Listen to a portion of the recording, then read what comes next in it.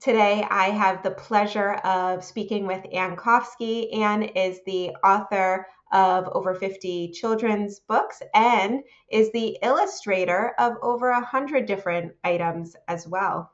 Welcome, Ann. Thank you so much. Thanks for having me. This is such a pleasure to talk about kids' books and Jewish stuff. Hooray. My favorite topic as well. So it is still Jewish American Heritage Month now, and I would love to learn from you first, what does being Jewish look like to you? And then adding on to that, because it's Jewish American Heritage Month, what does being a Jewish American mean to you specifically? Yeah, so I saw you were very kind and sent me a couple questions beforehand. I think this is the hardest one because it's kind of like saying, what does it mean to be Ann Koffsky? Because you're asking me, what does it mean to be me? I'm Jewish, I'm American. It's just like baked into everything that I do. I go to synagogue and I sent my kids to day school and I live a Jewish American life. I go to Stop and Shop, very American. So I don't know if this is what it means to be Jewish and American, but I think what's the signature piece of being Jewish and American for me is community, because everything is because I'm doing it with other people. I'm going to synagogue and seeing my friends. Together, we're working towards causes sometimes, or sometimes we're just hanging out and having fun. And we're learning together. I have a learning group in my house once a month where we read whatever we want. Like, it's kind of like a book club, but we make sure it's Jewish. So like now we're doing Jonathan Sacks, which is really cool. So that's being Jewish, but really what the essence of it is community and friendship and um, being part of that family. And that's both on the Jewish side and the American side. American in particular is it's just my Zadie came to this country and we have this immigration story. We all have these immigration stories and they were all looking for a better life and we got it. And America's been very, very kind to us Jewish people and it allows us to be ourselves, or at least it has till now. So that's what it means to me. Community, Community, people. a And beautiful summary of it. yeah, you can't do it alone. Like Shabbat, I know that there are people who are Shomer Shabbat. I'm Shomer Shabbat, who are the only Shomer Shabbat person in their town. I'm like, how the heck do you do that?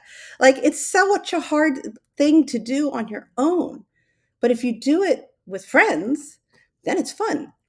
You're having people for meals. Your kids are playing with other kids. You're going to synagogue, and there's like a program. It's all about community. So that's how I'm going to define it, at least for this conversation. I love that. Thank you. And you have specifically written over 50 books for children. Why why children's books for you? I think it's because I really think it started because I'm an illustrator. And I started first as an illustrator and then became an author. And if you're going to do words and pictures, that's for kids. It's also the reason I love comic books. I'm a big comic book geek. I collected them when I was a teenager. I put them in the bags and the boxes and the whole thing. So both are visual storytelling, storytelling that uses both the pictures and the words. But then I had kids, and then there was another reason that I was compelled to do books for kids because they are awesome, and there's something about taking a complicated idea of like Shabbat or friendship or advocacy or whatever like big theme you're talking about, and distilling it down to its essence, to its core, to be able to communicate it to young children is really learning about it in a whole fresh way. Like when you can get something down to its core, what is the essence of this? You really come to understand it better yourself. So you started as an illustrator first. Yes, I did. I'd like to draw.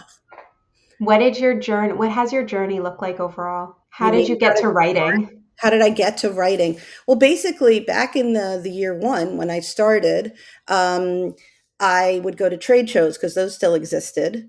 Like, so I would walk at the gift shows and book expo at the Javits Center because I live in New York. And I would have a big portfolio because the iPad hadn't come out yet. And I would, whoever was kind enough to give me 10 minutes, I'd say, would you like to look at my work? And they'd look at my work and they'd say, great, we'll call you. Then they never really called me because they look at so many illustrators. So they liked my work, but I wasn't really getting anywhere. So I'm like, I know, I'm going to write something. And then I'll say, here, you should have me illustrate this. And that actually worked for a small gift company called Schulsinger Judaica.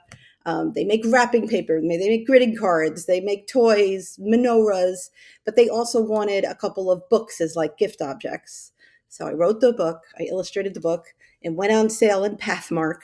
Like it wasn't exactly a book type of experience. I think there was a coupon for it at some point in the circular, like next to the gefilte fish. I'm like, I'm a coupon, I've made it. But and that's kind of how I started with books. I was also doing a lot of greeting card work, which is also words and pictures, but still, but the emphasis of greeting card is more on the image. So I did a lot of that work as well. And then it started, I wrote one book, I wrote another book for them, I wrote another book for them, and here I am. Now I'm writing books and I'm not illustrating them sometimes, which is like, how did that happen? Do you have a passion for one over the other? No, they're both about, I have a passion for storytelling. So as long as I'm telling a story, I'm very delighted and I could do it in whichever tools I got. Okay, so childhood Anne, you're a comic book collector. As a teenager, yes. What were the comic books that you read? Oh my God, I was so ordinary. So it was like DC Comics. I collected DC, and my younger brother, 2 years younger, collected Marvel, and we would swap so that we got to read them all. And we were collecting whatever. We went to the comic book shop, and you just took them down. I don't, God knows how much money my mother spent for her. And Superman, Wonder Woman, Spider Man, X Men, the works, the classics. I wasn't like cool enough to know about Dark Horse and all the independents. So it was superheroes. Do you have a favorite superhero? I mean, we gotta love Kitty Pryde because she's a Jewish girl from Oh, the I, X-Men. I actually don't know who that is. Kitty Pryde is the one who could go through walls, and she's Jewish, so we like her. But I don't. I have to think about that carefully. Who is my favorite superhero? That's good representation, though, that there was a Jewish superhero. Oh, Is there's a Jewish villain. Magneto's a Holocaust survivor. Magneto, I knew about. Yeah. Right. So Kitty, I don't think really made it into the movie as much as she. They really, because Hugh Jackman was Wolverine, he really got a lot of the spotlight. So Kitty, like, was a little bit pushed to the side. But in the comics, she's got a lot of things to do. So speaking about representation, Yeah. and books that are really consequential in the Jewish American experience, there are two books that you wrote in the past year, among a litany of other things that you have or are in the process of publishing that are also amazing. But the two I would love to talk about here, Ping Pong Shabbat Hmm. and The Peddler and the President. Yes. Um, let's talk Ping Pong Shabbat first. Okay. First, can you give us a summary, a brief summary of what the book's about? I think the best way to describe it is a lot of people know the Sandy Koufax story, where Sandy Koufax, the baseball player, refused to play on Yom Kippur and how impactful that was to the community at the time. Well, here's Esty Ackerman, who, and she's an 11-year-old girl. Now she's 24, but a real life 11-year-old girl. And she got to the finals in the Nationals ping pong tournament. She's an Orthodox Jewish girl, plays in a skirt, and the final match fell on Friday night. And what was she going to do? That's what the book's about. The dilemma, ping pong or Shabbat. What inspired you to write Ping Pong Shabbat? Oh, that's an easy one. Esty goes to my shul. So she was right there. And when this story happened to her, and spoiler, she chooses Shabbat. When that happened to her, the New York Post reported about it. So for our shul and our community, it became like a local celebrity. Go Esty! We were so proud of her. So I knew about her story, And then I had occasion to see her play because we were both invited to like this Passover program, and like she was doing ping pong demonstration and I was speaking there as an author. And then I saw her play against her brother Akiva, who's also very good. And I'm like, whoa, I didn't know that was what she was playing, because like that doesn't look anything like what's in my basement. Like that's a whole other level, and it just wowed me. So I was like, okay, we got to tell her story. She's too cool. That is incredible. And it's also rare to write picture book biographies about people who are still alive today or more modern time experiences. Can you talk a bit about your journey with this particular story? Was it hard to find a home for it? No, which is remarkable. I mean, I'm very fortunate to be agented. And the book was first of all, we got to say, Esty said yes. Like I called her, and that was really important to me. I wasn't going to do it without her. And it was, in terms of writing it, that made it very, I mean, nothing's easy, but it was relatively easy in terms of the research. Because if I was like, oh, what happened next? I'd like text her, Esty, what happened next? And I could get an answer, as opposed to the other book, which is about Harry Truman, who's not around to help me. Um, but the journey of the book itself was that it very early on got a commitment from PJ Library. And that commitment was when I went out for submission, which the process, you were just describing it when we were talking before camera. And my agent was able to put that, it has a commitment by PJ Library, which makes it sound um, pretty good. And Little B took it on. So thank you, Little B.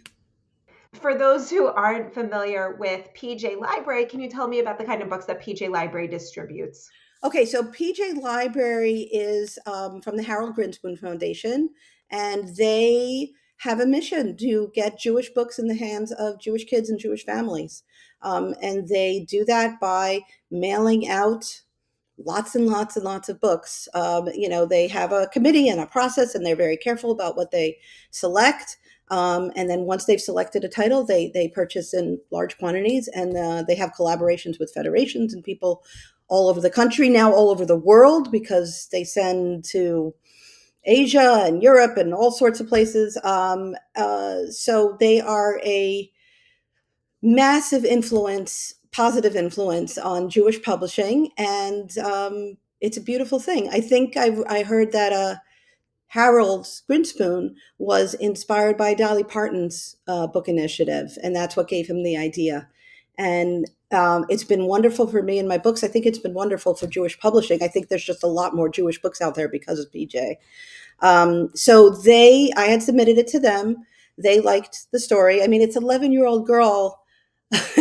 It's about an 11-year-old girl who plays ping pong thinking about Shabbat. They were like, yes. So they committed to it, and that helped.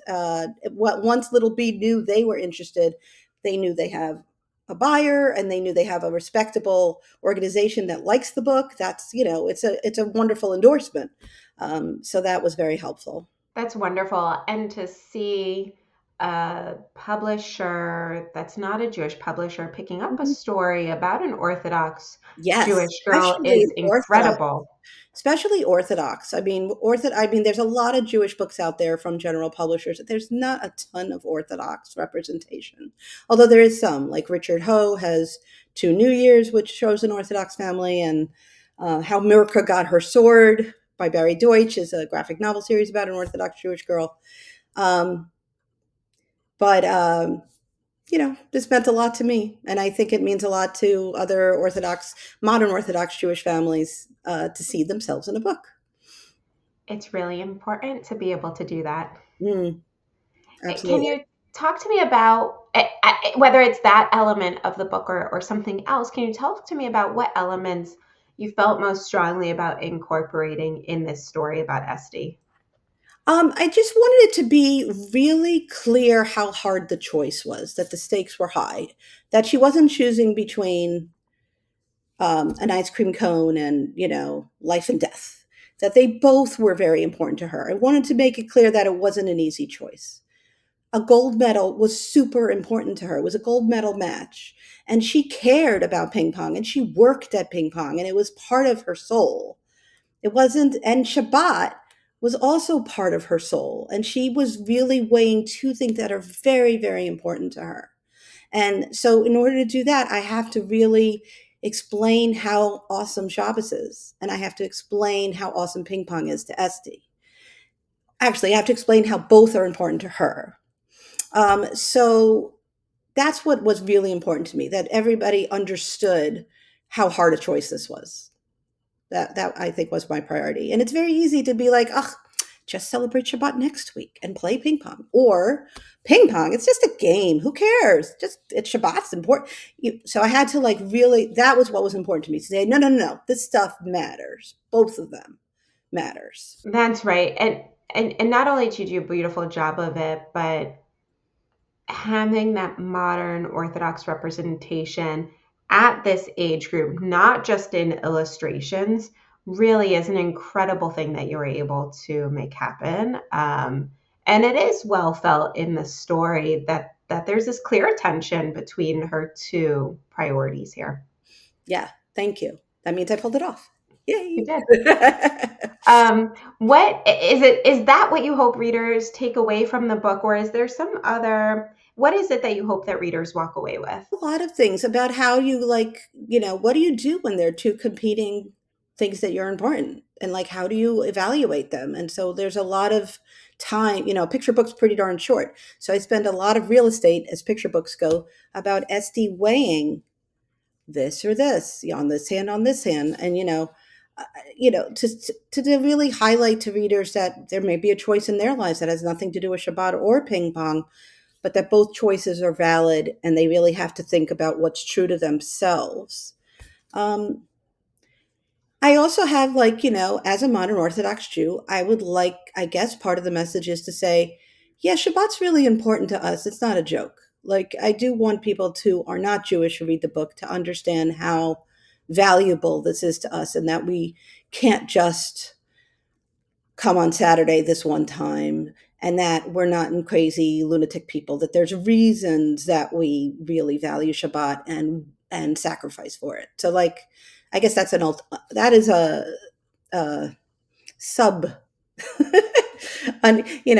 subliminal, that's the word, a subliminal message I'd like to get across. But the big overarching message is sometimes we have two things that matter and it's not black and white, it's all gray, and now what do we do? And we have to like really interrogate ourselves to figure out what's important to us. And in that theme, you also have a book coming out about Shabbat, Fairy Godbubby's Shabbat. Yes, that's a very different book. But it's a Shabbat Yes, story it that is seems both to also Shabbat. there's an honoring of Shabbat in Mhm, there. Can you mhm. can you give me a brief snippet about that so people know Right, what to look for if they're looking for stories really honoring the right. Shabbat experience?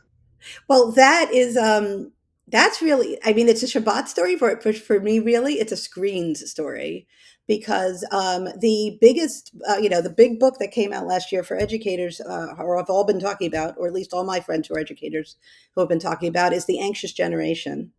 And they've been talking about how much children have been impacted by screen use. And I thought Shabbat would be a great lens, and a fairy godmother would be a great lens to talk about shutting off the screens, because that having a digital Shabbat is something a lot of communities, not just Orthodox, across the spectrum of Judaism, have been talking about celebrating digital Shabbat.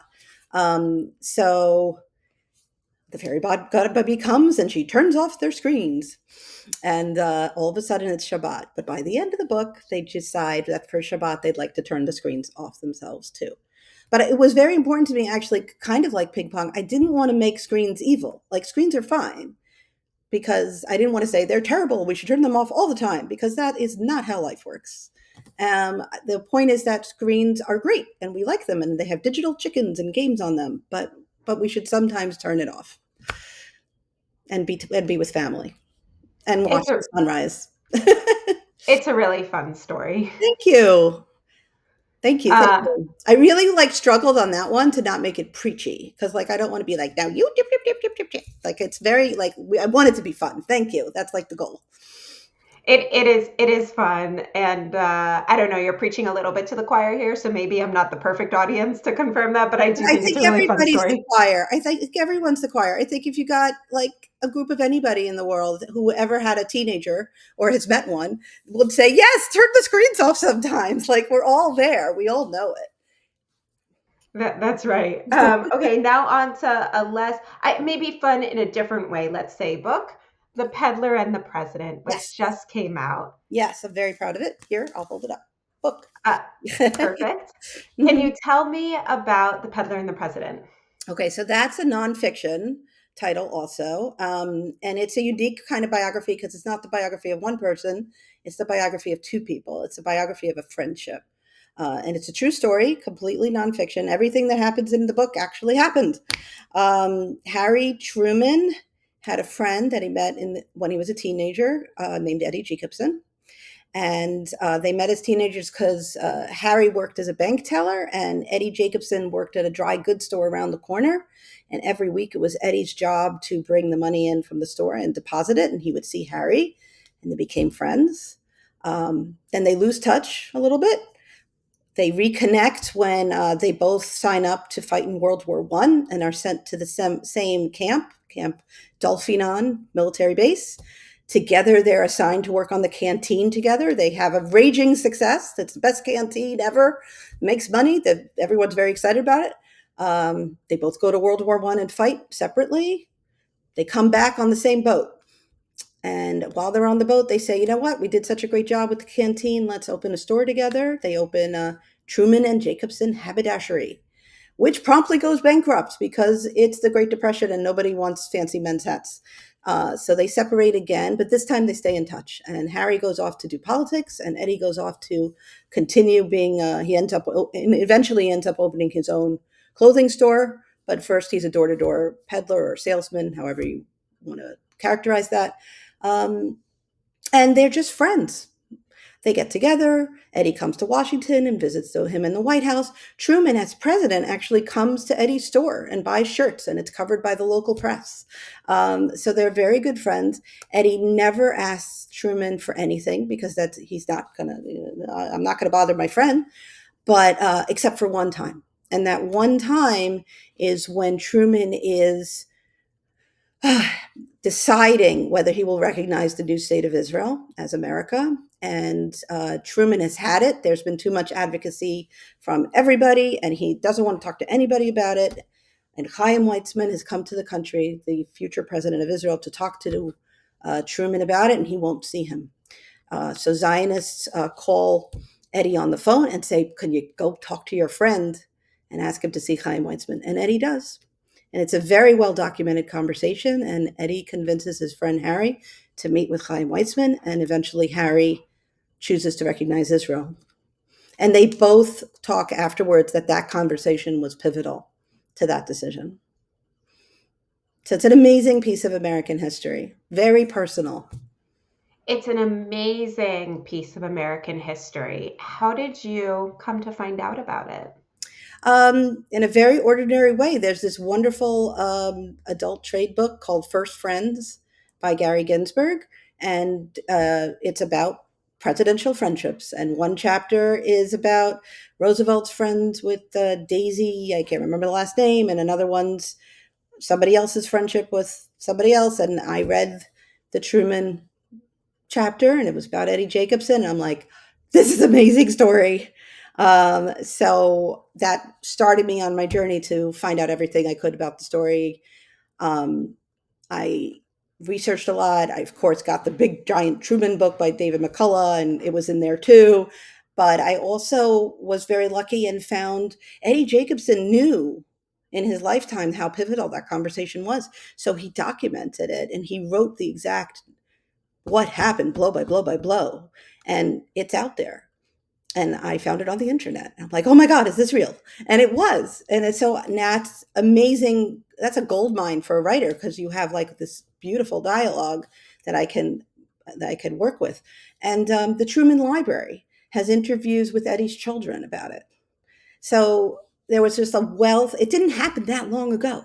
So there was a wealth of information about the story. I just had to find it.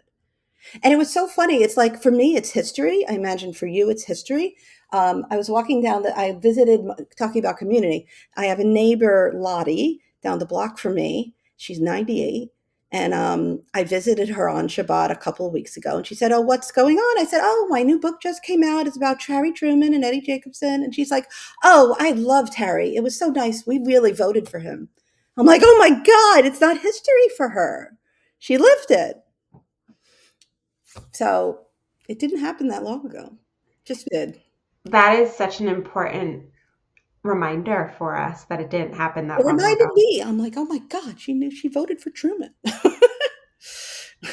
Why share this story now? Oh, why should we share a story about the relationship between Israel and America and anti Semitism and advocacy now? I don't know. No reason. There's nothing going on in the world that would connect to those themes at all. It is a good reminder, though, of how intertwined those histories are, isn't it? Yes, and how I mean, it's a beautiful and here I will say, I mean, I was being funny, but like the the real answer is a reminder of not just of Truman and Jacobson's friendship, but of Israel and America's friendship and American Jewish friendship with Israeli Jews friendship and all the different and how politics is about people, right? It's not, we all say politics are politics, but it's really about relationships and what we choose to care about. And so I think that's not bad for us to remember at this moment when everybody's yelling at each other. What was the most challenging aspect for you of this story, whether it was in the writing or the research or something later down the process? It was in my head, and the most challenging part is I had to accept the fact that I was coming out with a Zionist book for children, and I had to be like, I got to be okay with that because in our environment today, that is there are people who are unkind about folks who feel that way. So, and then I kind of had to say, you know what? This is worth it. If everybody's going to get mad at me, this is the thing I'm willing to die on this fine. Well, that took a couple minutes. What's been the reaction like to the book so far? I have not had any negative reaction, probably because nobody notices it's there yet. It's a small book by a small publisher. The people who have discovered it are people like you who are, like Jewish books, like Israel, and it's been wonderful. People like the book, and it's been empowering to people to learn this story. So that's been wonderful. So what I feared has not come to pass. Give it another 10 minutes. We'll see. You have to be big enough to be canceled. I don't think I'm big enough. I hope that this is not something that, well, the reality is, what percent of your books are Jewish books at this point in A time? very, very high percentage. But this is my first book about Israel. Hmm. I am hoping that it will not lead to any cancellations for you. Amen. And I really appreciate your courage in putting the book out there. It's not that courageous because it's not like if thank you. I'll just say thank you. Why is it not that courageous? Well, Tell me. because it's like, my children's book career is not what's supporting my family. It's not devastating. If like I suddenly can't publish any books, I'll be devastated, but it won't be devastating to anybody else. So I'll be fine. So I'm not sacrificing that much. To be really courageous, I'm not risking. I mean, I'm risking a lot, but I'm not risking that much. So I don't think I'm that courageous. But you got it. Just I think in this day and age, it's like you pause for a second, like and so I paused. So that was the most challenging thing that I had to pause. And I'm like, "You sure?" "Yeah, I'm sure." But it took a minute. Did the publisher pause? They acquired it before October 7th. So I don't know. Is that okay? So talk to me what the path to publication looked like. You had just this incredible path with Ping Pong Shabbat and getting signed, an endorsement from PJ Library and then Little B acquiring it. What was it like with the Peddler and the President? So this was a different path. It was interesting because originally I had written it as a picture book. but now it's a chapter book for young children. So I submitted it not through my agent. I thought that this would have the right home at a Jewish publisher, so I submitted it, and I have done a lot of books, thank God, with Apples and Honey Press in the past.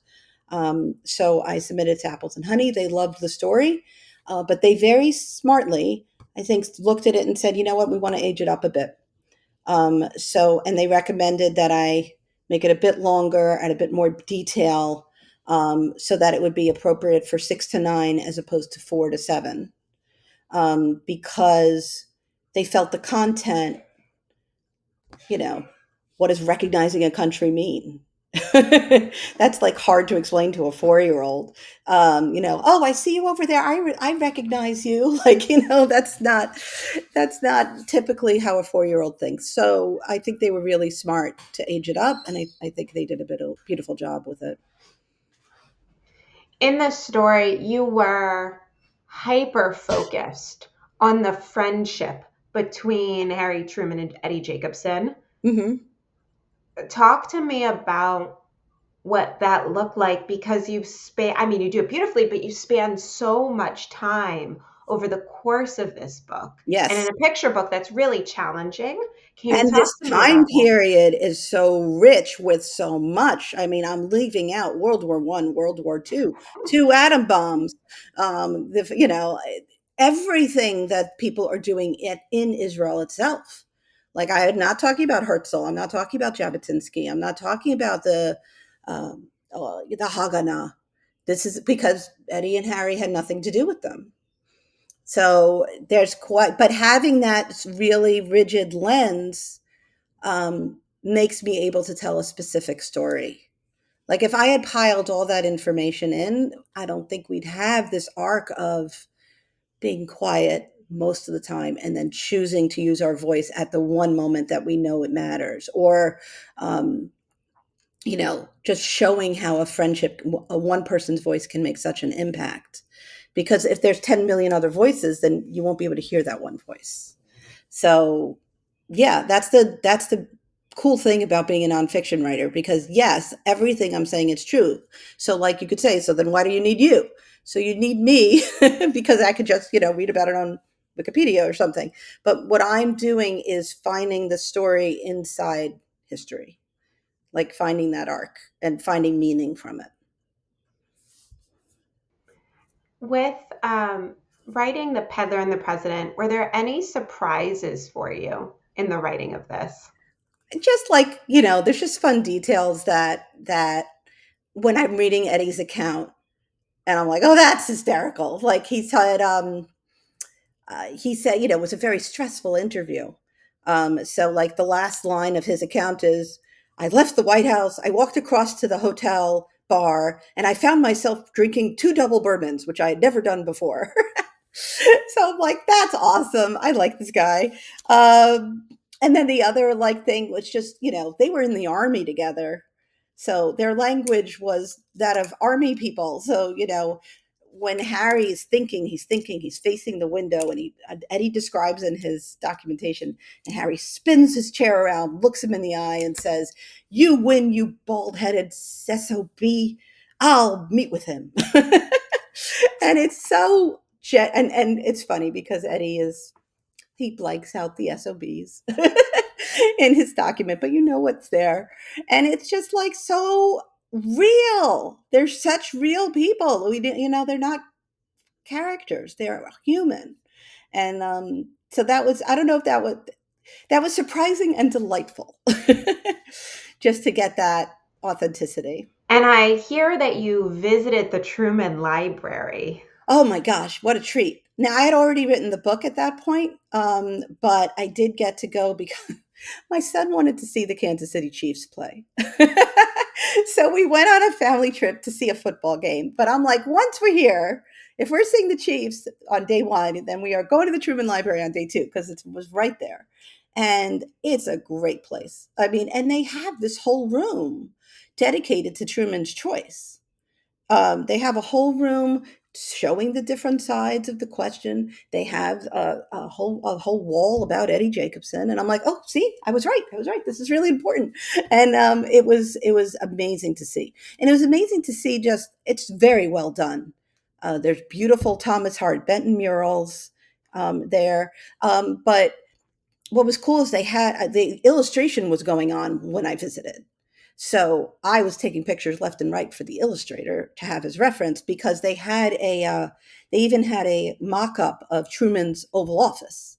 They have an Oval Office as it was when Truman was president, and it has the rotary phone, and it has the buck stops here sign is on the desk, and what the photos are, and I'm like, and I'm sending them all to the illustrator because he can add in all those authentic details now. So it was really, I had already written the book and I had talked to the Human Library and I'd got on their website and seen their documents. But I was doing visual research when I went for the visit. Even though I wasn't the illustrator, I knew this would be great to help. And as soon as I got home, I'm like, you must put the buck stops here on the desk. I'm like, you can't not have that on the desk. And he did. He listened to me. Thank you, Pedro. I have to imagine that seeing the Truman Library was a little more exciting than watching the Kansas City Chiefs play. It was. And my son even agreed. He was like, this is great. It was a good As, football game, though. as a Philadelphia Eagles fan, Mm, I'm sorry if I offended. Mea culpa. I apologize. I we've found vindication in the most recent Super Mhm. Bowl here. Fair enough. That's excellent. Mhm. Um, can you share a little bit, sort of, again, as we tie this back to Jewish American Heritage Month? Can you share how your background, your experience influenced the way that you wrote either of these two stories, whether it's Ping Pong Shabbat or The Peddler and the President, or maybe generally what you bring to the kinds of books that you write? I mean, I think like it's just because it's what I care about. I mean, this is my identity and this is my heritage. So when I'm reading that story in Gary Ginsberg's book, I'm like, this is amazing because of who I am. I'm like, if I wasn't who I was and that wasn't my identity, I'd be like, oh, how interesting. So I think the fact that it speaks to me and I'm passionate about it, and if I'm passionate about it, then I can share that passion with others. So I think when you write what you care about, that's especially you spend so much time on these books. I mean, years and years almost. So you better like and care about what you're talking about. So that to me is the connection. Otherwise, it just would have been another story. And because no author likes writing to then send their work out into the void, Hmm. what is the one reader response for each of these two books that has stood out to you the most? So we'll talk Ping Pong Shabbat. What is the one response that stands out to you the most? I mean, it's very personal, but Estee's mom, I saw her yet last night, and she's just like she loves the book. It's about her daughter. That's so meaningful. So that was cool. That That's happened. really That cool. just happened I was at a friend's wedding where we have a mutual friend, and she was there, and she's like, oh, "The book," So that's very very meaningful. For Peddler and the President, it was cool. Like I gave a copy. I sometimes do this. I gave a copy to my rabbi, just like, "Hey, here's a book." And his daughter is 20 and she had friends over. And one of the friends ran over to me in synagogue that weekend. It's like, I'm reading your book and it's amazing. And I'm like, you're 19. You're not my target audience, but that's so cool. But she was like, no, I love reading children's books because they give me this, you get the information from it much quicker. And I'm like, I know, I like them too. So I would love that I like hit this college kid. It's like, oh, thanks. I mean, it's a good substitute for screens.